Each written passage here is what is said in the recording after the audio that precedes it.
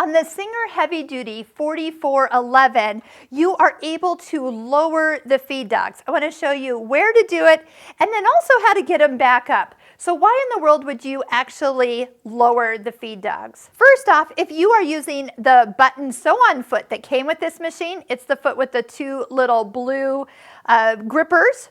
That allows you to sew a button in place. You set your machine for a zigzag and then lower the feed dog so the button actually is not moved through the machine.